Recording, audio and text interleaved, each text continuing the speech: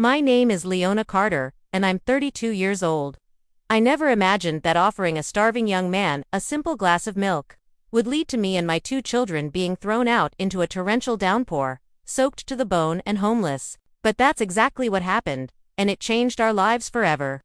6 months before that fateful night, a brutal divorce had left us with nothing. My ex-husband Chris had drained our savings, cheated with another woman, and abandoned us with barely enough money for groceries. With nowhere else to turn, I swallowed my pride and moved back to my parents' goat farm in rural Alabama, with my 2 children, 7-year-old Amari, an artistic soul who always carried her sketchbook, and 4-year-old Isaiah, a bundle of endless energy who couldn't sit still for more than a cartoon episode. The Carter family farm sprawled across 20 acres of rolling green hills in Mapleville, Alabama, 25 miles from the nearest town. My father, Wallace Carter, was a man of muddy boots and rigid rules. My mother, Gwendolyn, ran the household like a military operation, quiet, clean, and absolutely no room for complaints or disruption. By my second day back, they handed me a list of house rules that felt more like prison regulations. No playing indoors. No loud voices. Children in bed by 7 sharp. No exceptions, no negotiations. My gentle daughter Amari, who had always been quiet and artistic, grew even more withdrawn by the day. I'd often catch her drawing pictures of our old apartment in Dallas, adding bright windows and colorful flower boxes that we'd never actually had. It was her way of remembering happiness, I suppose. Isaiah, my little tornado of joy, suffered the most. Every laugh was met with a lecture. Every hop across the floor became grounds for punishment. Some days, I'd take both children outside, regardless of the weather, just to let them breathe freely. We'd run through the goat pens, jump over muddy puddles, and pick wildflowers by the creek. "You're turning them into little wild things," my mother would mutter, shaking her head disapprovingly as she watched Isaiah leap joyfully into a puddle. Maybe she was right, but I refused to let my babies grow up afraid of their own happiness. I'd always been drawn to helping those in need. As a child, I once hid a sick kitten in my bedroom closet for an entire week, feeding it with a tiny bottle until I could afford to sneak it to the veterinarian. My mother always said I was addicted to lost causes. I preferred to think I simply had a heart. My father often warned me, "Compassion is expensive, Leona. Sooner or later, it'll bankrupt you." After my divorce, I guess they saw that prediction coming true. Every morning, I would drive to the town library and spend hours searching job boards on their computer, desperately hoping for any nursing position within reasonable driving distance. Most days, I returned home empty-handed and soaked from the persistent Alabama rain. Every night, my father would shake his head and remind me, "There ain't no nursing work around here. You might as well go back to the city and figure it out." "Back where?" I'd ask, my voice cracking with frustration. "With what money?" They offered no answers, only silence and constant reminders that I was lucky to have a roof over my head at all. By early September, the rain had been falling in sheets for days, flooding our small Alabama town and turning our backyard into a swampy mess. The electricity flickered constantly, and the sense of suffocation in that house grew tighter with each passing hour. Then came the night that changed everything. The children had gone to bed early, Amari clutching her stuffed bunny, Isaiah humming some cartoon tune in his sleep. I was reading an old nursing textbook by lamplight, trying to keep my professional skills sharp, when I heard it. A knock at the door. It was weak, barely audible above the pounding rain. I moved to the front window and peered through the glass. The porch light flickered weakly, barely cutting through the storm's darkness. That's when I saw him, a young man completely soaked through, collapsing face first on our wooden porch steps. "Daddy," I called out urgently. "There's somebody outside." My father appeared with a flashlight in his hand. "Stay back, Leona. I'm a nurse," I said, already reaching for the door handle. "I have to check on him." I flung the door open, and rain immediately lashed inside. The stranger was sprawled across the steps, his shirt clinging to his ribs, his cheeks hollowed from obvious hunger and exhaustion. I dropped to my knees beside him in the rain. "Hey, can you hear me?" His lips moved, barely audible above the storm. "Water, please." My father scolded from behind me. "He's probably a drifter looking for trouble." "He's dehydrated," I snapped back. "He needs help. Come on, help me get him inside." My father hesitated, but when the stranger nearly lost consciousness again, he sighed heavily and helped me drag the young man into our kitchen. My mother exploded the moment we stepped through the door. You brought that man into my house. In this weather. What if he's dangerous? He's starving, I replied firmly. He hasn't eaten in days. I wrapped him in clean towels, poured him a tall glass of cold milk, and quickly prepared a sandwich. He barely had the strength to chew, his hands trembling as he ate. When he finished, he looked up at me with watery brown eyes and whispered, "Thank you. I thought I wasn't going to make it." That was the moment when everything shifted, not just for him, but for all of us. The young man, who appeared to be in his late 20s, introduced himself as Ezekiel. His voice came out faint and slurred, between sips of water and bites of food. I asked no questions at first, focusing instead on his medical needs. I checked his temperature, monitored his breathing, and worked to get him warm and stable. He wasn't physically injured, just severely malnourished, exhausted, and dangerously dehydrated. His rain-soaked clothing stuck to his skin, revealing a frame far too thin to be healthy. It was clear he hadn't eaten properly in many days. "He smells like a broke wanderer," my mother hissed from across the room. "He smells like rain and desperation," I corrected her. After he finished eating, I gathered some old blankets from the hallway closet and made him comfortable on our living room couch. His eyelids drooped immediately from exhaustion. My father stood stiffly against the wall, arms crossed like he was watching a fox that had somehow gotten into the hen. "We don't know this boy," he grunted. "Could be a thief or worse." "He needed food and water," I said, brushing rainwater from my forehead. "That's all there is to it." "You're too soft, Leona," my father replied. "And you're too afraid," I shot back before I could stop myself. Ezekiel fell asleep before our argument could escalate further. I made sure he was stable and comfortable, took a deep breath, and quietly tiptoed upstairs to check on my children. Amari stirred as I walked into their room. "Was someone knocking, Mama?" she asked sleepily. "Just the rain, baby," I whispered. "Go back to sleep." Morning came gray and heavy. The house smelled like wet clothing and mounting tension. Ezekiel was awake but quiet, sitting carefully on the edge of the couch while my mother watched him like a hawk watches a field mouse. "I'll leave as soon as the rain stops," he murmured, sipping from a chipped ceramic mug. "You'll stay until you're strong enough to walk without stumbling," I said firmly, then turned to my mother. "Right." Her silence was deafening. Amari peeked around the corner from the hallway, Isaiah trailing behind her in mismatched socks. "Is that the man from the porch?" Amari asked quietly. "Yes," I said, crouching beside them. "His name is Ezekiel. He's resting here for a little while." "Did he fall out of the sky?" Isaiah asked, his eyes wide with curiosity. "Something like that," Ezekiel replied with a faint smile. The storm continued raging outside. Thunder rolled across the hills, and our roof developed several new leaks. But somehow, despite everything, the kitchen felt warmer than it had in weeks. Maybe it was because, for once, I didn't feel completely invisible or worthless. Later that afternoon, I found Ezekiel standing at the back window, staring out at the goats grazing in the muddy field with a look of deep, unfamiliar nostalgia. "Ever been on a farm before?" I asked, joining him at the window. He gave a small, sad laugh. "I grew up near one. Haven't been back in a very long time." "What happened?" I asked gently. He hesitated, then said simply, "Life got loud. I needed quiet." I didn't press him for more details. People run from things for all kinds of reasons, and I understood that better than most anyone. But something about him felt different from other drifters I'd encountered. He didn't have that entitled, helpless energy that many homeless people carried. There was a calmness about him, an awareness, and when he looked out at the rain, it seemed like he truly understood its purpose. That evening, we sat together on the covered porch, each holding a mug of lukewarm tea. The children were inside, watching an old cartoon on our ancient DVD player. "You're good with them," he observed, nodding toward the house. "I'm trying my best," I replied. "It looks like more than that," he said quietly. "You really care about them. You really care? Period." I glanced at him sideways. "Is that so unusual?" He nodded slowly. "Yeah, it really is." Then he looked down at the mud below the porch steps. "You know, you could have just ignored me out there. Most people would have." "That's not who I am," I said firmly, "and I wouldn't want my children to grow up thinking that's okay." We sat in comfortable silence for a while after that, the kind of peaceful quiet that settles deep into your bones and makes you feel less alone in the world. But peace doesn't last long in a house where pride and fear take up most of the available space. That night, My father pulled me aside into the hallway. He needs to go, he said flatly. Tomorrow morning, first thing. He's still weak, I protested.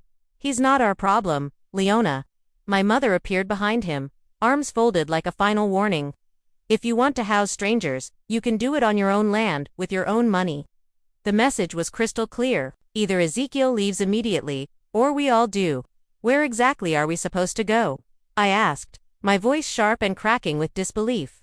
That's not our concern anymore, my father replied coldly. I couldn't believe what I was hearing. After everything we'd been through, they were really going to put their own daughter and grandchildren out in the middle of a thunderstorm because I had given a hungry man a sandwich and a glass of milk. When I told Ezekiel about my parents' ultimatum, he immediately tried to sit up straight. I'll leave right now, he said, reaching for his still damp boots. You and your children shouldn't have to suffer because of my problems. You can barely walk across the room, I snapped back. You step outside in this weather and you'll collapse before you reach the end of our driveway. Then I'll crawl, if I have to, he replied stubbornly. No, you absolutely will not. The children wandered into the room just as I was having another heated argument with my parents, their little faces crumpled with confusion and fear. Amari wrapped her arms around my leg. Isaiah asked innocently if they were in trouble for something. No, babies, I whispered, kneeling down to hold them both tightly. None of this is your fault at all?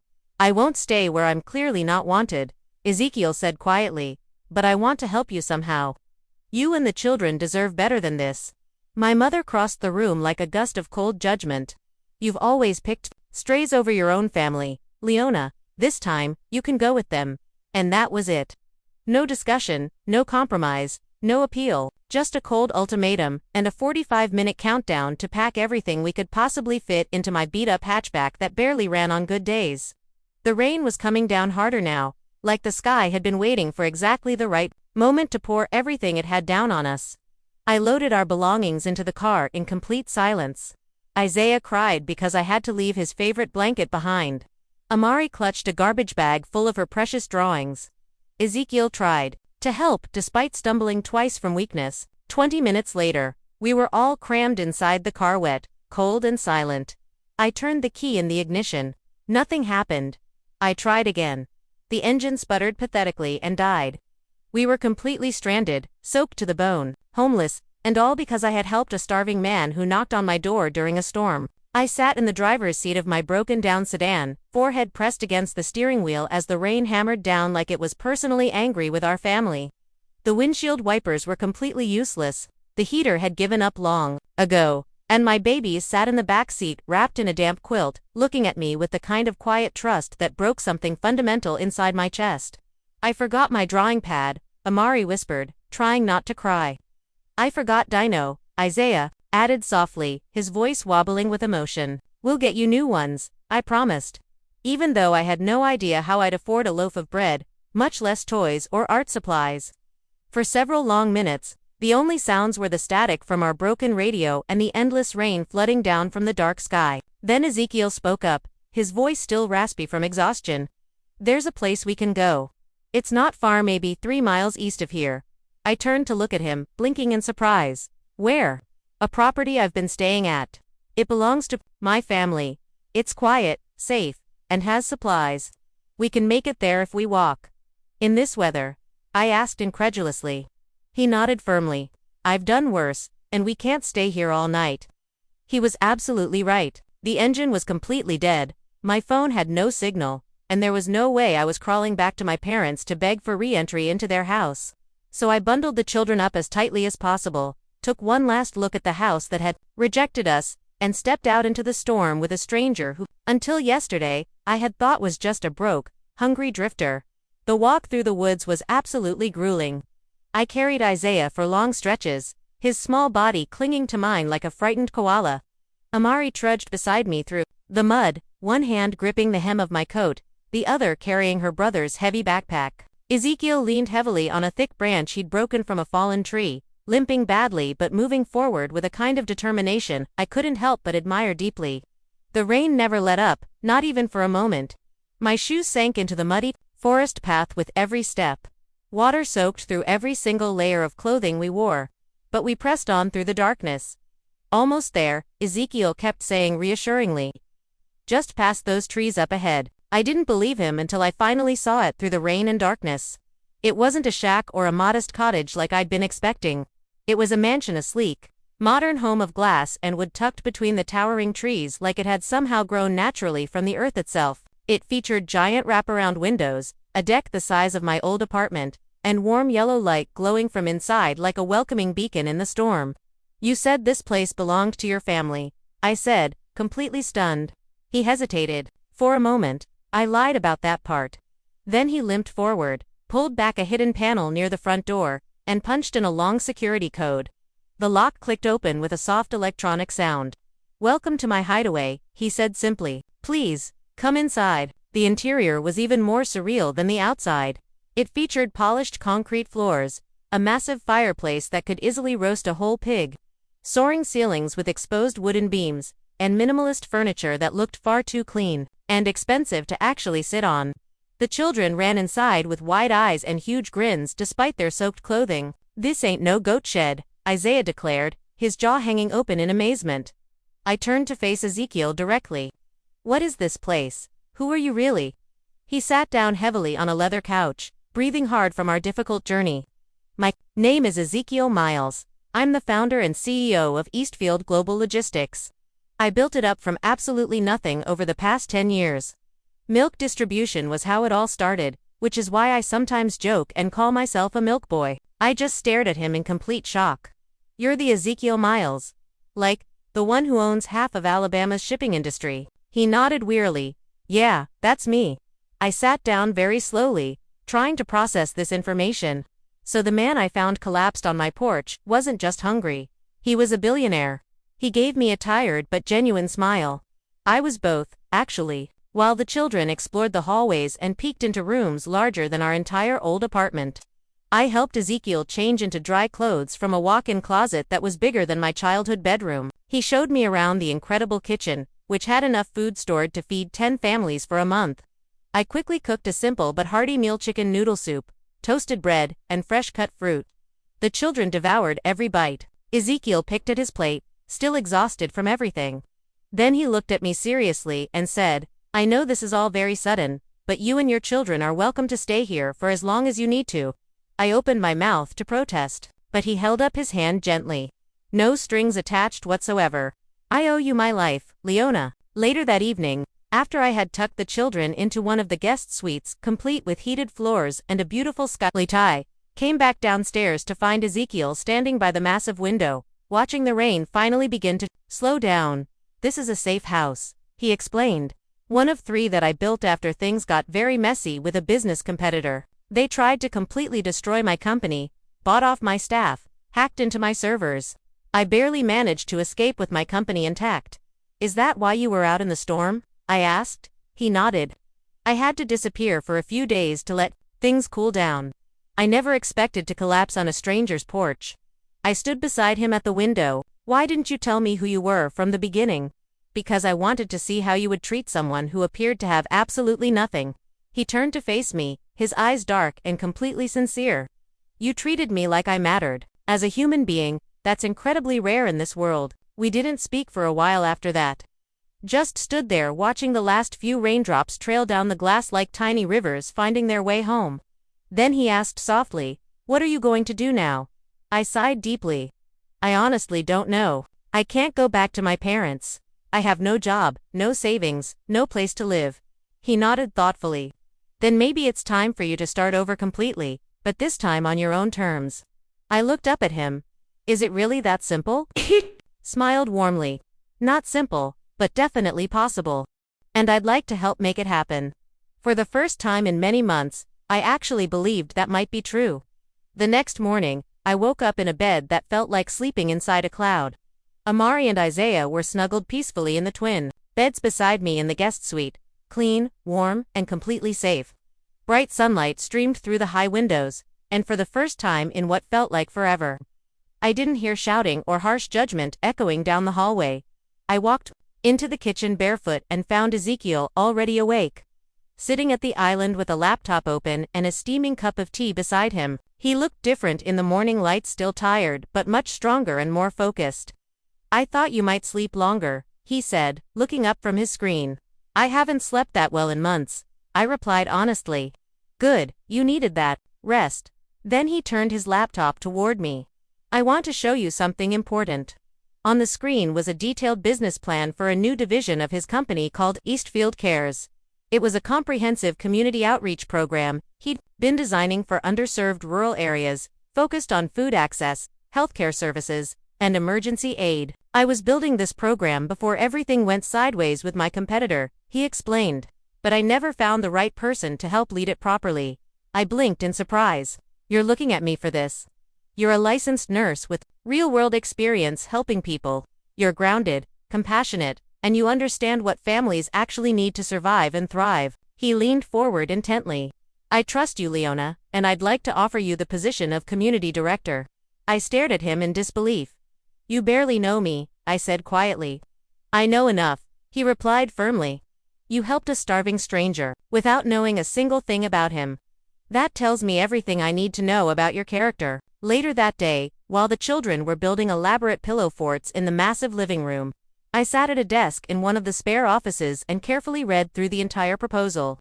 It wasn't just a job offer, it was a complete future. It included a salary I could actually raise my children on, full health benefits, housing support, flexibility for single parents, and most importantly, it gave me a real sense of purpose again. I need to earn this position, I told Ezekiel that evening as we sipped fresh lemonade on the back deck. No handouts or charity, he chuckled. You think I give away six-figure jobs out of pity? Maybe, I admitted. Then you really don't know me at all, he replied with a knowing smirk. This role needs someone who's walked through fire and came out stronger. Someone who's been tested by real hardship. I thought about my parents, my failed marriage, sitting in that cold broken-down car, the mud clinging to my boots as we walked through the storm. Then I'm ready, I said with complete certainty. 2 weeks later, I was officially hired with the title Director of Community Impact, Eastfield Cares Division. My first assignment was to establish a satellite office in the town of Linwood, just 15 minutes away from my parents' farm. I found us a perfect rental house, a cheerful, 3-bedroom place with a wraparound porch and a wildflower garden that Amari instantly fell in love with. Isaiah finally had room to run around and space to breathe freely. When I called to tell my parents that we wouldn't be coming back, my mother said flatly, "So you're letting some rich boy play savior now?" "No," I replied firmly. "I'm saving myself. He just gave me the opportunity to do it." Ezekiel remained involved in the project but at a respectful distance that I appreciated. He visited once a week to check on our progress, brought books and toys for the children, and shared ideas with me over coffee. Amari absolutely adored him. Isaiah thought he was some kind of real-life superhero.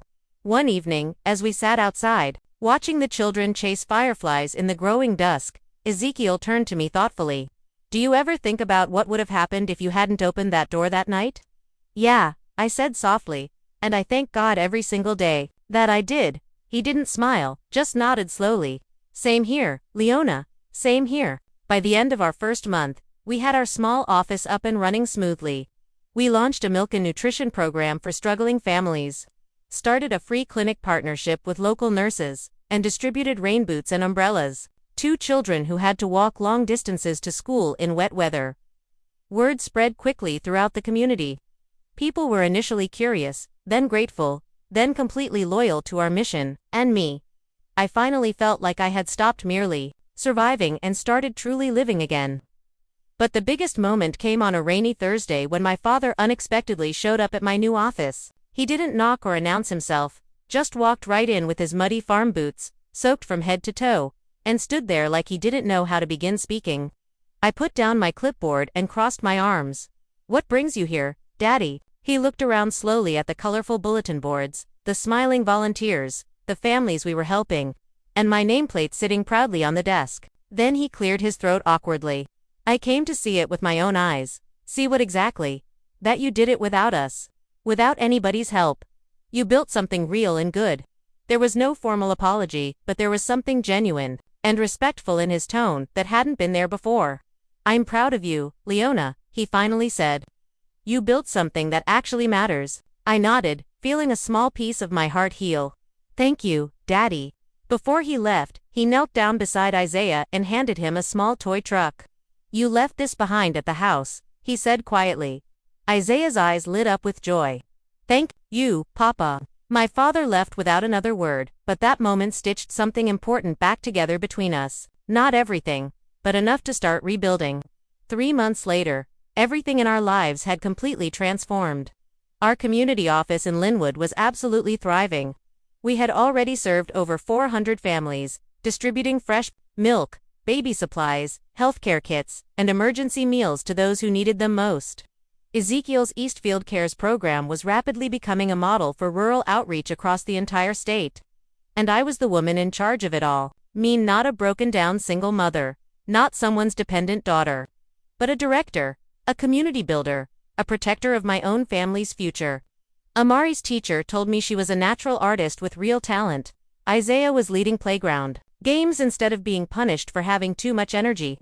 Both of my children had bloomed beautifully in the sunlight of stability and security. And as for me, I was finally completely whole again. One Saturday, Ezekiel invited us back to the original glass and wood house tucked deep in the trees, the place where our entire journey had taken its miraculous turn. This time, it wasn't raining. Warm sunlight broke through the pine trees. The deck felt comfortable beneath our feet, and the children ran barefoot through the grass, laughing like the painful past had never touched them. After a wonderful dinner together, Ezekiel handed me a small velvet jewelry box. I'm not proposing, he said quickly with a warm smile. Not yet, anyway. I opened the box to find a delicate silver key on a beautiful chain. It's for this house, he explained. I want you and the children to have access to it anytime you need a retreat or a place to think. I stared at the key, the gesture sinking into my chest like healing warmth. Are you sure about this? You gave me back more than you'll ever know, Leona, he said sincerely. That night, I was ready to give up on everything. You saw a soaked, hungry nobody and still gave him a place to sit at your table. I smiled softly. You were never a nobody, Ezekiel. Neither were you, he replied. Even when no one else could see it. That night, as the children curled up on the living room couch watching cartoons and eating Ezekiel's fancy kettle corn, I stepped outside with him onto the porch where this all began. You changed our entire lives, I said gratefully. He shook his head. You changed mine first. We sat there in comfortable silence, shoulder to shoulder, looking out into the same woods where I had once dragged him half-conscious through a terrible storm. That place now felt like sacred ground to both of us.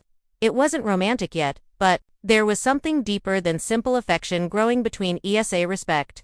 A quiet loyalty, something built through genuine trial, rather than fairy tale fantasy. Later that summer, during one of our monthly community picnics in Linwood Park, I watched Ezekiel play an enthusiastic game of tag with Isaiah while Amari painted colorful murals with other children on long stretches of cardboard.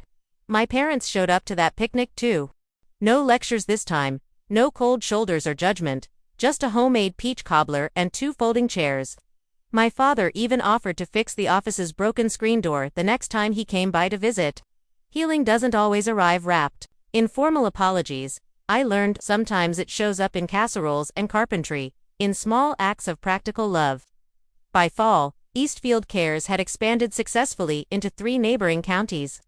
Ezekiel moved back into a more public-facing role with his company, but he remained a steady, important part of our daily lives. He came to Amari's school art fair.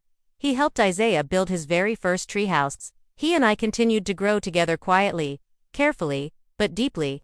Then came the day I found a handwritten note taped to my office door. It said simply, Leona, you saved me with kindness. Now let's build kindness into something permanent. Check the folder on your desk. Inside that folder was a legal document naming me executive director of the newly formed Eastfield Rural Development Trust, a nonprofit division created specifically in my honor. It included a substantial operating budget, staff expansion plans, and a written commitment to long-term funding that would ensure our work could continue indefinitely.